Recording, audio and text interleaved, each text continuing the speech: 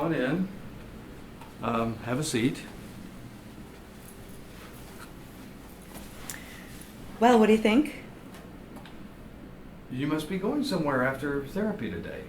You've got a new dress on. Yeah, I have a gallery opening. Great.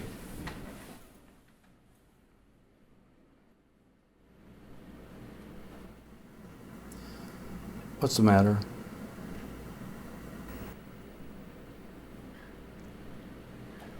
Well, I'm just having I'm having trouble getting going today because I feel like I just made a complete fool of myself, just like I did last time when I told you I had a crush on you.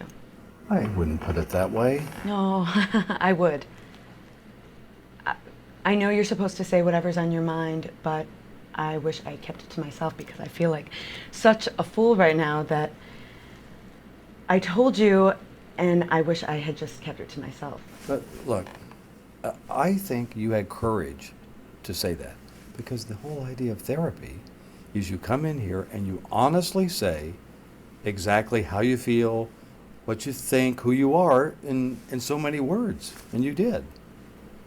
Yeah, but where did it get me?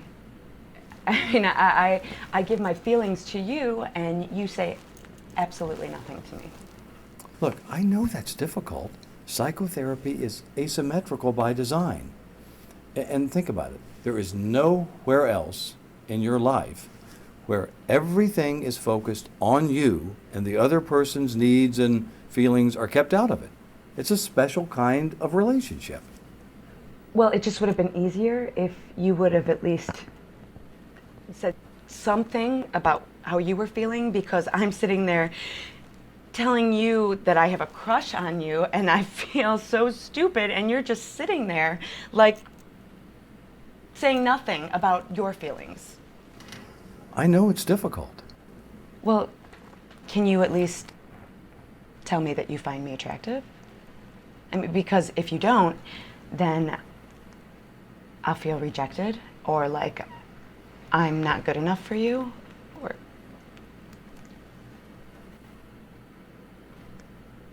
do you find me sexually attractive? Brenda, that's a question that puts me in a dilemma that really can't be resolved in any way.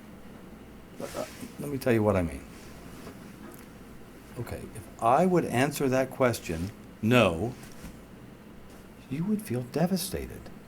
You'd be even more hurt than you are now, and you'd feel like you were even more of a fool than you felt before. But just wait. If I said yes, then I think you'd say to yourself, the atmosphere in therapy has shifted here. It's not as safe as I thought it was. I'm not quite as free to say what I feel anymore. No, I don't care. I just want to know. What I'm saying is, to answer that question creates difficulties for the therapy, and my job is to try to preserve the therapy. Okay, that's your opinion. I feel differently. I want to know. I mean, do you think I'm an attractive woman? You know, I feel like you're completely ignoring what I just said. Because I want an answer from you. I mean, do you think I'm attractive? Now I feel like I'm being steamrolled. Was it your ex-boyfriend Bill who said that you were like a steamroller with him? No, that was Don. Okay, it was Don. But you get the picture. I'm starting to feel here what I think other men have felt with you. What do you mean? Well, just what I said, that, okay, you've told me that men you've dated have said that you're so intent on controlling them to say certain things, to do certain things, that they feel like their own subjective wishes, their own perspectives are kind of dismissed by you, and all you want to hear is what you want to hear. Well, I want to know. Why don't you just answer the question. This is an example of what I'm talking about. You're doing it right now. It's like you don't care what I feel or think, or there's no space for me to be a therapist and process this with you so we can work on it together and understand. No. I do need help. I just think I'm asking you a very simple question and that you're just being stubborn. Well, I know that you feel that I'm being stubborn, but from my perspective, it's like you're telling me, don't be a therapist, be exactly what I want you to be. No, I want you to be a therapist, but it kills me that you just won't do what I need you to do. Here.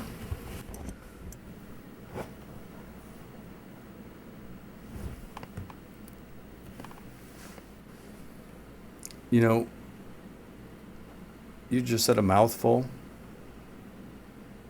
I thought that was a very important insight. You said it kills you that I won't do what you want me to do. That's the sort of thing that's caused you suffering for years and years. I think you hope that you can control men to do what you want them to do, but it usually backfires, Brenda. I don't know why it's so important to me. Well, it seems to me like it's so important to you because you have a fantasy that if you can control men to do what you want, that will somehow assure you that they won't leave you. Think so? And I think, unfortunately, what you find is that often when you try to control men or get them to say what you want them to say, it works the opposite. They then assert their independence and kind of do their own thing, and that may mean that you break up. Yeah. Yeah, I can see it. I imagine this goes way back, Brenda, because you've told me you tried to get your father to do what you wanted him to do, and he ended up asserting his independence, and he left you and your mom. And I think what we see is you're repeating over and over again that same pattern. It just doesn't work out for you. You see that? Yeah. Yeah, I do. I see it. But I don't want to believe it. And I don't like it.